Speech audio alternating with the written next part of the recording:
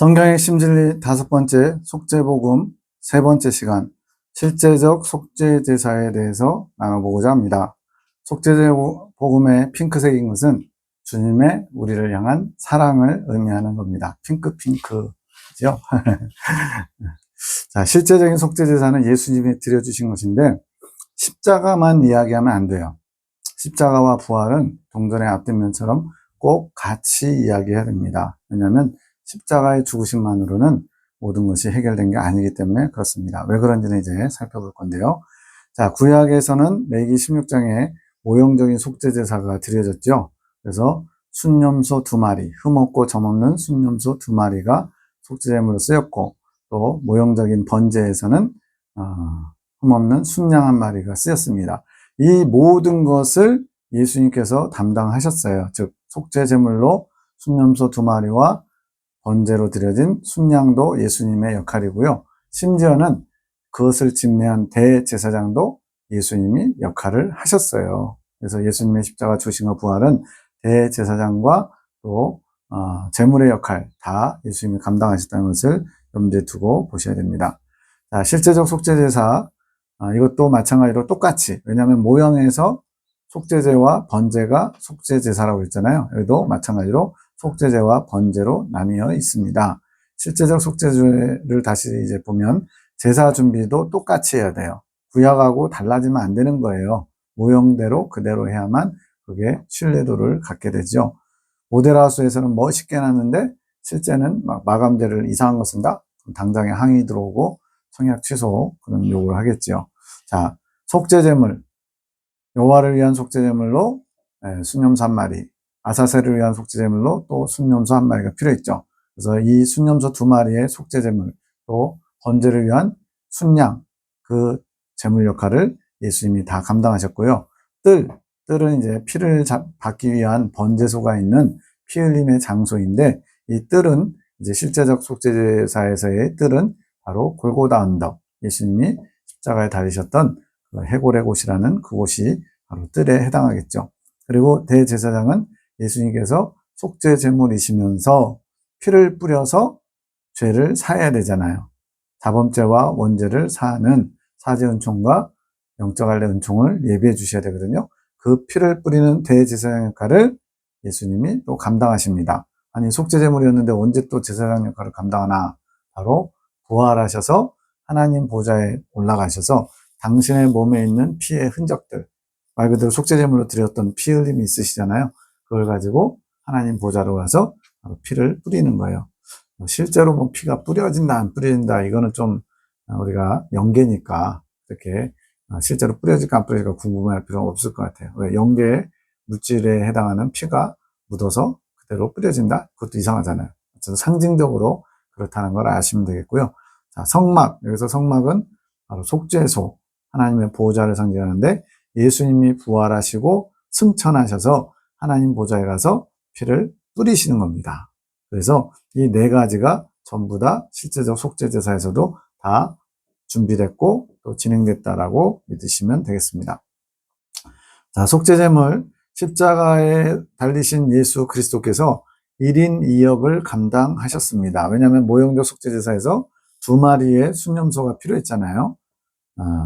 여호와를 위한 순염소, 아사셀을 위한 순염소. 마찬가지로 예수님이 흠도 점도 없으신 분이어야 돼요. 왜? 이 하나님이 받으시는 제사는 반드시 제물이 흠도 점도 없어야 되는 조건이 붙습니다. 어떤 제사이든지. 하나님은 온 우주 만물의 주인이시고 또 창조주시잖아요. 그분이 정하신 원칙이 점도 흠도 없는 제물만을 받으시겠다고 정하셨어요. 그래서 예수님이 이 땅에 하나님의 아들이 인간의 몸을 입고 오실 수밖에 없었던 겁니다. 왜냐하면 아담의 후예들은 아담의 혈통을 이어받은 모든 인류는 그 누구도 흠도 점도 없는 제물의 자격을 갖출 수가 없거든요. 그래서 말하는 흠은 자범죄를 의미하는 것으로 나중에 생기는 것, 나중에 태어난 다음에 범하게 되는 자범죄. 점이 없다는 것은 원초적인 거죠. 날 때부터 가지고 있는 거죠. 이것은 바로 원죄를 상징합니다. 그래서 원죄도 자범죄도 없는 분이 흠도 점도 없는 속죄제물이 될 자격을 가져요. 근데 아담의 후예들은 다 유전죄, 원죄가 유전적으로 다 계속 죄가 이어지기 때문에 아담의 혈통을 타고 태어난 사람은 다 흠도 점도 없는 사람이 제물이 될 수가 없어요. 그래서 인류 역사상 이 속죄제물을 만족시킬 수 있는 사람이 원래는 없는 겁니다. 그래서 이 문제 때문에 바로 예수님이 동정녀 마리아에게서 성령으로 잉태하신 거예요. 그래서 이단 문제가 많이 시끄럽잖아요. 그래서 교리적으로 조금 잘못됐다고 무조건 다 이단이고 구원 못 받는다 하시면 안 되고요. 삼위일체 교리, 즉 성부, 성자, 성령 다 하나님이시라는 걸 인정하지 않거나, 또 두 번째로는 여기서 예수님이 동정녀 마리아에게서 탄생하신, 즉 아버지와 어머니 요셉과 마리아의 육체적 관계가 아니라 성령으로 잉태되셨다는 것을 부인하면 이단이 되는 거예요. 왜? 요셉과 마리아의 관계를 통해서 태어나게 되면 어떻게 돼요? 아담의 죄가 유전돼서 예수님은 흠도 점도 없는 제물이 될 수 없잖아요.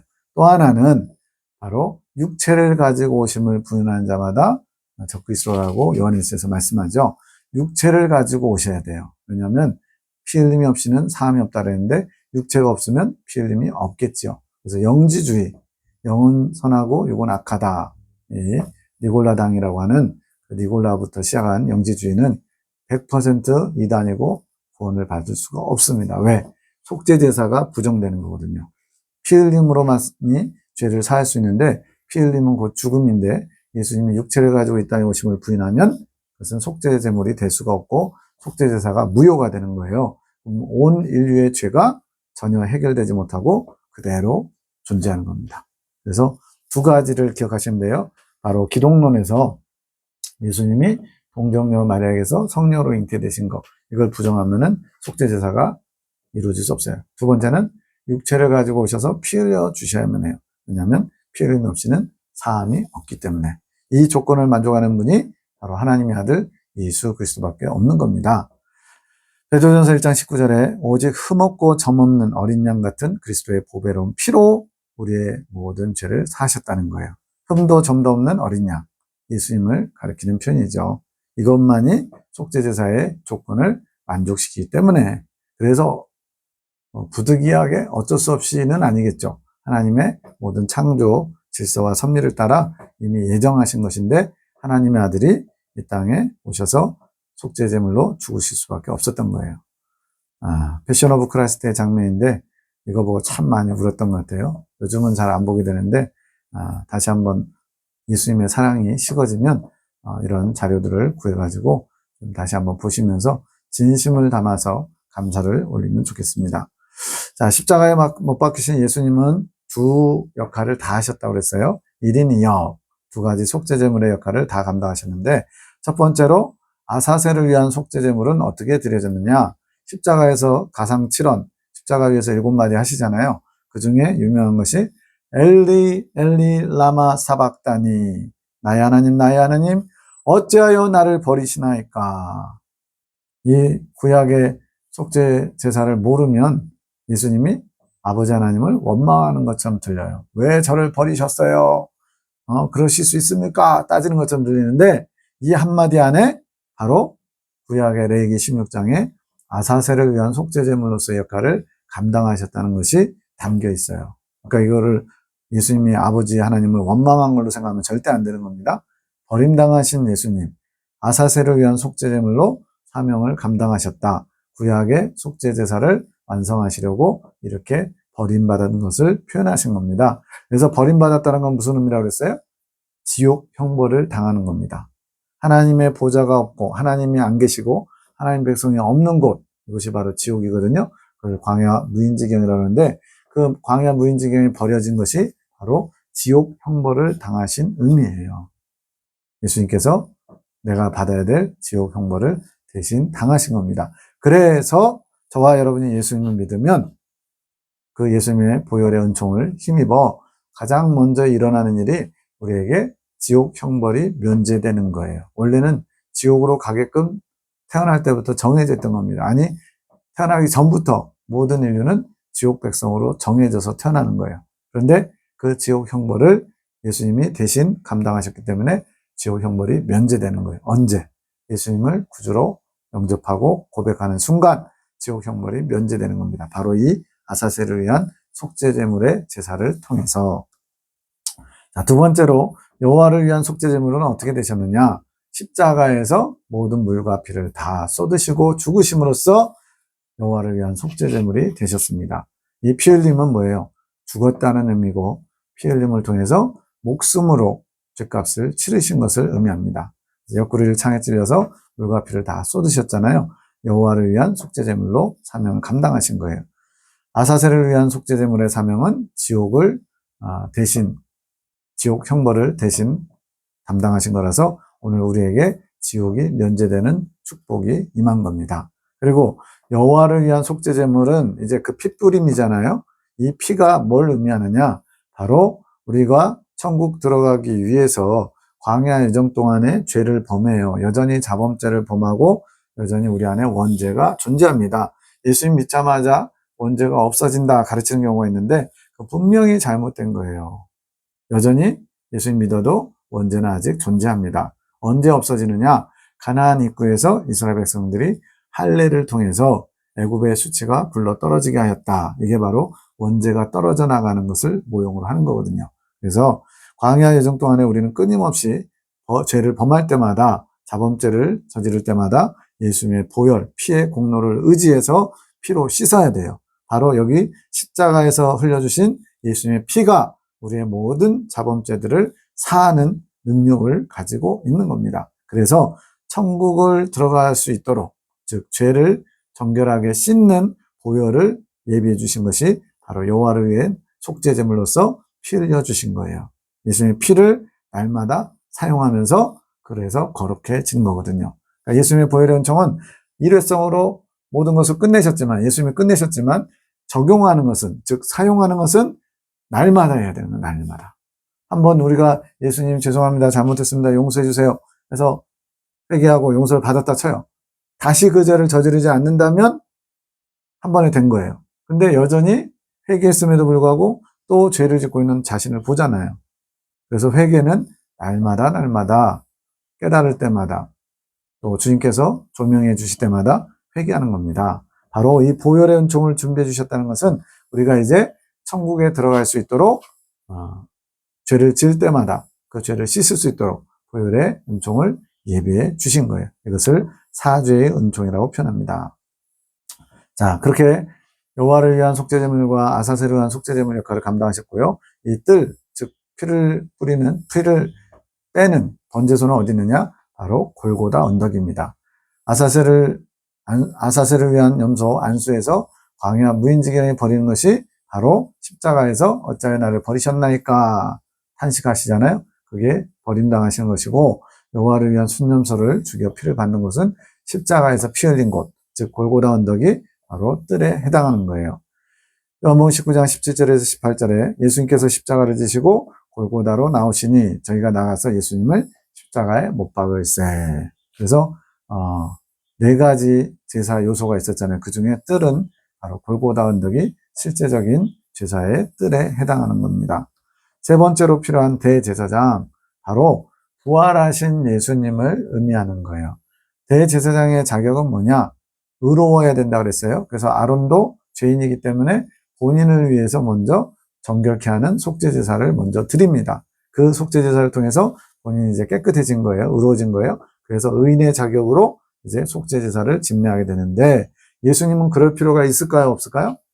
없는 거예요. 왜? 의인이시니까. 죄가 없으신 분이니까.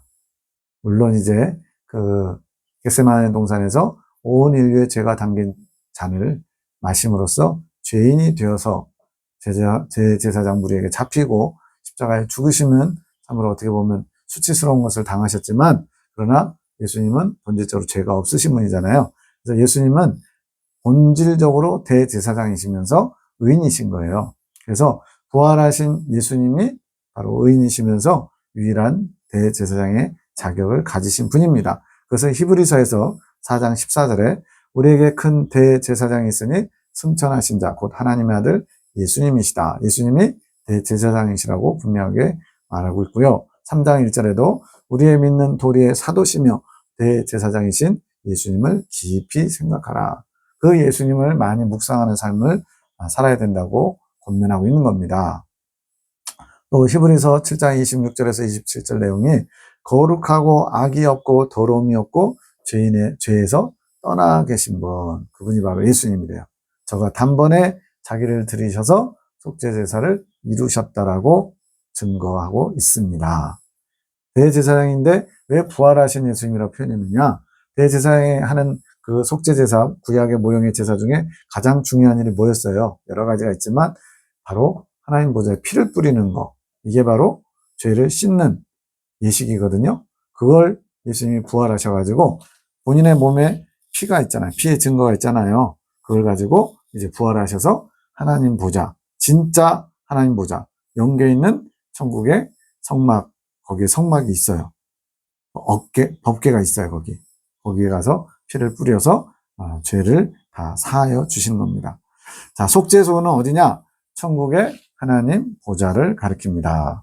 자, 성막 모형에서는 속죄소가 속죄제물의 피를 뿌리는 곳이고 바로 지성소 안에 있는 언약궤 뚜껑 부분이 속죄소라고 그랬어요. 속죄소는 속죄하는 장소예요. 성막은 죄가 없는 거룩한 장소, 즉 천국을 상징하잖아요. 천국에 하나님 보좌에 피를 뿌려야 되는 거예요. 거룩한 장소는 영계의 천국군. 여기는 완전 죄악 세상이잖아요. 그래서 실제는 영계의 천국에 있는 하나님 보좌에 뿌리는 겁니다. 그래서 계시록 11장 19절에 보면 하늘에 있는 하나님의 성전이 열리니, 하늘에 뭐가 있어요? 하나님의 성전이 있대요. 성전 안에 하나님의 언약궤가 보이며, 이게 바로 모세가 시내산에서 40일 동안 금식하면서 하늘에 있는 진짜 성전을 본 거예요. 그 성전 본 거를 만들어낸 게 바로 이 땅에 있는 성막입니다. 그래서 지금 계시록 11장은 광야 여정을 가고 있는 아직 대환란이 이제 진행되고 있는 상황이거든요. 그래서 광야 여정 중에 함께 하시는 하나님, 그게 바로 구약 모세가 만든 성막이거든요. 이 성막처럼 하늘에도 성막이 있어가지고 하나님의 언약궤가 보인다라고 말씀하고 있습니다. 그래서 부활하신 예수님이 바로 이 언약궤에 당신의 피를 뿌리신다. 실제로 뿌리냐 안 뿌리냐 중요한 게 아니고 구약의 모형대로 그대로 제사를 집례하셨다는 것, 이것이 중요한 거죠. 히브리서 9장 11절 12절에 보니까 그리스도께서 장래 좋은 일에 대제사장으로 오사. 장래 좋은 일은 뭐겠어요? 죄인들을 구원하셔서 하나님 백성으로 삼으시고 온 하나님의 백성들이 하나님과 영원히 함께 거하는 천국이 예비되는 것, 이게 장래 좋은 일이겠죠. 대제사장으로 오셔서 손으로 짓지 아니한 것, 곧 이 창조에 속하지 아니한 더 크고 온전한 장막. 손으로 지었다는 게 뭐예요? 바로 모세가 만든 성막을 말하고, 모세가 만든 성막이란 게 아니고 이 창조, 즉 물질계의 창조, 이 세상에 속하지 아니한 더 크고 온전한 장막, 뭐겠어요? 천국에 아까 계시록 11장에 나온 성전, 그 속에 염소와 송아지의 피로 아니하고, 이거는 일회성이었어요. 일회성. 한번 뿌리고 나서 또 내년에 또 뿌려야 되는 거예요. 그런데 그걸로 안 하고 오직 자기 피로, 예수님의 피로 영원한 속죄를 이루셨다. 이것이 단번에, 한 번에 끝났다는 얘기예요. 즉 예수님의 십자가 죽으심과 부활 후 하나님 보좌에 뿌린 피로 말미암아 온 인류의 과거죄, 현재죄, 미래죄까지 완전히 단번에 다 죄를 해결하셨다는 거예요. 이 과거의 죄는 어디까지 거슬러 올라가는지 아십니까? 바로 아담과 하와의 죄까지. 즉 아담 이래로 모든 인류는 예수님의 십자가 보혈의 은총으로 구원받는 거예요. 아직 예수님이 태어나기 전이시지만 그 모든 것이 다 그런 섭리를 따라 하나님께서 죄 문제를 해결하시고자 창세전부터 작정하셨던 겁니다. 9장 24절에도 그리스도께서는 참 곳의 그림자인, 참 곳의 그림자, 영계의 하나님 성전, 장막성전의 원형, 진짜죠, 그게 실제죠. 그것에 손으로 만든 성소에 들어가지 아니하시고, 이게 바로 모세가 만든 성막이에요. 오직 참 하늘에 들어가서 이제 우리를 위하여 하나님 앞에 나타나시고, 계속 뭘 강조하고 있어요? 이 땅에 있는 모형인 성막에 아론의 후예인 대제사장들 피를 뿌려서 1년에 한 차례 속죄 제사를 드려준 것처럼 예수님께서는 그 모형의 진짜인 참된 것, 그 하늘에 있는 장막에 하나님의 예수님의 피를 직접 뿌리셨다는 거예요. 히브리서는 그걸 지금 강조하고 있는 겁니다. 자, 비교해볼까요? 실제적 속죄제사가 모형적 속죄제와 어떻게 연관되는지. 속죄제물로 순염소 2마리 필요했죠. 예수님께서 이 2마리의 속죄제물 역할을 다 하셨어요. 번제소, 피를 받는 곳이 있었죠. 골고다에서 피를 뿌려주셨죠. 자, 대제사장 아론과 그의 자손인데 본질은 죄인이기 때문에 먼저 속죄하는 제사, 자신들의 속죄를 위해서 제사를 드린 다음에 이제 의인이 돼서 이제 이스라엘 백성들의 죄를 위해서 속죄 제사를 드렸거든요. 부활하신 예수님이 대제사장이 되셔서 하늘에 있는 참것, 참 장막의 언약궤의 뚜껑에다가 피를 뿌리시는 겁니다. 성막의 속죄소는 이 땅에 있었지만 영계의 천국에도 진짜가 있어요. 원형이 있어요. 모세가 그걸 보고 출애굽기에서 만든 거거든요. 그래서 출애굽기 읽다 보면 성막을 짓는데 2번 얘기하는 것처럼 보여요. 한 번은 하늘에 있는 성막을 표현하고요. 한 번은 그 모양 그대로 땅에 만드는 내용이 출애굽기에 2번 나옵니다. 자, 그러면 이제 모형적 속죄 제사를 드리는 과정을 다시 한번 살펴보면 먼저 보좌를 이렇게 가득 채웠죠. 뭘로요? 향으로. 분향을 먼저 하고 뜰에서 속죄제물이 죽임을 당하고 아사셀을 위해 버림받는 속죄제물이 피를 흘리고 여호와를 위한 속죄제물이 피 흘려서 피를 받고 아사셀을 위해서 버림받은 속죄제물은 이제 정가에서 버려지죠. 성막의 속죄소의 피를 대제사장에 뿌림으로써 속죄은총으로 끝난 게 아니고 사실은 보혈의 은총, 속죄은총이 준비된 겁니다. 준비라는 말은 무슨 의미예요? 실제로 쓸 때가 있어서 준비해놨다는 얘기예요. 그게 바로 아까 얘기한 광야 여정 중에 우리가 죄를 범할 때마다 예수님의 속죄은총을 가져다가 사용해야 되는 거예요. 예수님이 이미 다 끝내놓으셨으니까 우리는 그냥 그 은총으로 말미암아 더 이상 할 게 없어. 이게 아니라는 거예요. 그게 바로 십자가의 도입니다. 이따 설명할 거예요. 대제사장이 이제 뜰로 나왔죠. 이런 모형적 속죄제 과정을 그대로 예수님도 그대로 하셨어요. 실제 속죄제 드리는 과정. 분향 뭐냐? 향으로 이렇게 하나님 보좌를 다 채웠잖아요. 3가지의 의미가 있다고 했어요. 하나는 하나님은 창조주로서 피조물과 격이 다르기 때문에 하나님을 볼 수 없다는 의미도 있고요. 2번째는 바로 하나님께서 성도들의 기도로 그 보좌가 채워질 때 하나님께서 일하시고 역사하신다는 의미가 또 있습니다. 이렇게 성도들의 기도로 하나님의 보좌에 분량이 있어요. 채워져야 되는 거예요. 그래서 성도들의 기도가 상달돼서 그에 대한 답으로 하나님이 이제 인류 구원의 속죄은총을 예비해 주시는 거예요. 계시록 5장 8절에 이거에 대한 내용이 나오는데 네 생물과 24장로들이 어린 양 앞에 엎드려 향이 가득한 금대접을 가졌으니 이 향은 성도들의 기도라. 네. 성도들의 기도라. 바로 이 향이 가득한 금대접 안에 성도들의 기도가 있고 이 기도를 받으시고 하나님이 어떤 일들을 집행하시는 거예요. 하나님은 꼭 성도들의 기도를 통해서 일하십니다. 그래서 저도 전에는 잘 몰랐어요. 말씀과 기도가 우리 신앙생활의 가장 중요한 핵심인 건 알았지만 말씀이나 이런 연구 이쪽은 제가 조금 더 신경 썼는데 기도는 그렇게 중요하게 생각하지 않았어요. 그냥 기도 안 해도 뭐 말씀으로 분별하면 되지 뭐 이런 약간 부끄러운 그런 것이 있었는데 지금 와서 보니까 하나님이 하시는 모든 일들은 다 누군가의 기도를 받아서 하시는 거예요. 그만큼 기도가 중요합니다. 우리가 어떤 기도를 하느냐에 따라 하나님의 때가 빨리 올 수도 있는 거예요. 예를 들어서 예수님의 오심을 준비하는 마라나타 신앙의 기도, 이거를 하나님께서 이 향을 받으시듯이 그게 분량이 채워지면 주님께서 응답으로 오신다는 거예요. 그래서 이 기도는 근데 어떤 기도여야 하느냐면 바로 죄 문제를 해결하여 주십시오. 이 세상에 존재하는 많은 죄로 인한 슬픔과 아픔과 고통이 있는데 이 죄와 악의 문제를 주님 속히 해결하여 주십시오라고 구하는 기도여야 된다는 거예요. 하나님께서 예수 그리스도를 통해서 실제적인 속죄하는 제사를 받으심으로써 속죄은총을 준비해 주신 게 바로 이러한 성도들의 기도가 있었다는 겁니다. 나는 그런 기도 안 했는데 우리 믿음의 선진들이 그런 기도를 했겠죠. 왜? 구약에 보면 하나님의 나라가 도래하기를 이스라엘 백성들이 많이 간절히 구하잖아요. 그래서 에스겔서에도 하나님의 나라가 이 땅에 건설되는 다윗과 같은 왕이 통치하는 바로 천년 그리스도 왕국을 보여주는 것으로 끝이 납니다. 이러한 기도가 구약 시대부터 지금 오늘 우리가 살고 있는 이 현대까지 계속 믿음의 선진들이 죄악 세상을 심판하시고 구원해달라는 속죄의 은총을 허락해달라고 계속 기도한 것들이 쌓여가지고 오늘날 우리의 죄 문제가 해결될 수 있는 길이 열렸다고 보시면 되겠습니다. 자, 두 번째로 뜰에서 속죄제물이 희생당하잖아요. 두 마리의 속죄제물을 구분했는데 실제적으로 예수님이 두 가지 속죄제물의 역할을 다 감당하셨죠.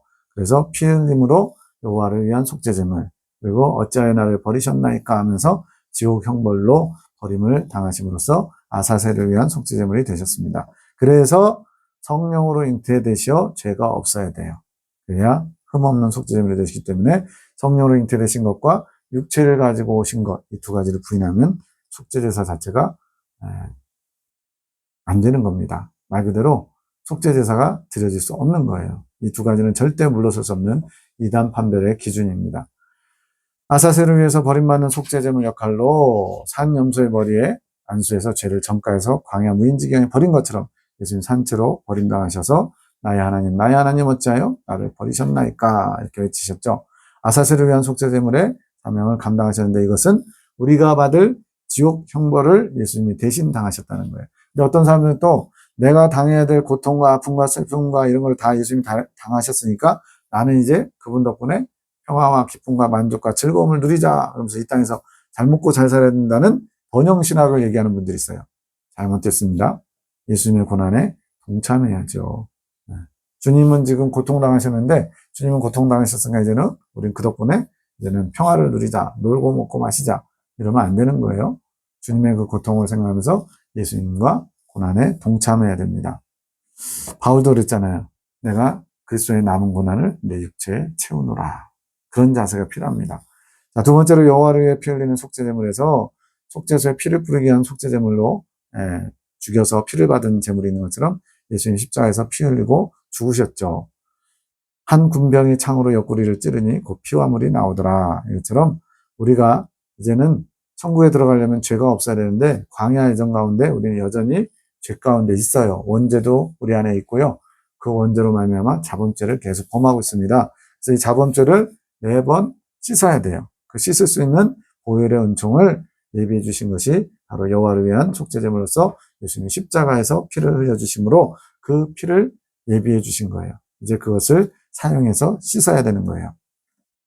속죄소에 이제 피를 뿌려서 속죄은총을 준비해 주시는데 대제사장의 성막의 속죄소에 7번, 1번, 7번은 성경의 부정이라고 합니다. 레위기 16장에 부정한 것을 제하기 위해서, 원죄를 제하여 주기 위해서, 1번은 사하기 위해서, 바로 모든 죄를 사하기 위해서, 그래서 1번은 자범죄를 위해서, 7번은 원죄를 제거하기 위해서 은총을 예비하는 거예요. 부활하신 예수님이 승천하셔서 천국 하나님 보좌에 들어가셔서 뿌리시는 겁니다. 자, 대제사장이 지성소 가장 깊숙한 곳에 향연이 가득 차고 또 전부 다 막혀 있어요. 불빛이 저거밖에 없어요. 7등대에 있는 불빛밖에 없어요. 그래서 그 모습을 밖에 있는 백성들이 성막 밖에서 볼 수가 없듯이 부활 승천하신 예수님이 천국에 있는 하나님 보좌에 피를 뿌린 것도 볼 수가 없는 모형이에요. 굉장히 딱 맞아떨어지죠. 예수님 승천하셔서 피 뿌린 걸 누가 봤겠어요? 아무도 못 봤죠. 이 땅에 있는 사람들. 그것처럼 대제사장이 피 뿌린 것은 대제사장만이 볼 수 있습니다. 자, 그러고 나서 대제사장이 이제 뜰로 나왔어요. 뜰로 나와가지고 세마포 하얀 옷을 벗고 평상복으로 갈아입었습니다. 이게 무슨 사건이냐면 실제적으로도 뭔가 의미가 있어요. 바로 예수님이 부활 승천하셔서 피를 뿌리러 가시잖아요. 그리고 누가 내려오세요? 성령님이 내려오시죠. 또 다른 보혜사를 너희에게 보내시리니 예수님도 보혜사예요. 하나님의 은혜로 중보해서 우리의 죄를 해결하시는 이 중보의 죄 해결을 예수님이 이루셨고 이 해결의 실마리인 예수님의 보혈을 준비해 주셨는데 이 준비된 보혈을 직접 집례하시는 분이 바로 성령님이에요. 즉 또 다른 보혜사로서 대제사장으로 우리 안에 들어오신 분이 바로 성령님이라는 겁니다. 예수님께서는 사제 은총과 영적 할례 은총을 예비해 주셨어요. 그 예비해 주신 은총을 실제적으로 집례, 대제사장으로서 피를 우리에게 뿌려서 정결케 하시는 일을 하시는 분이 바로 성령님이라는 거예요. 이게 이해가 돼야 우리가 성령님과 어떻게 동행해야 되는지를 보다 자세히 알 수 있게 됩니다.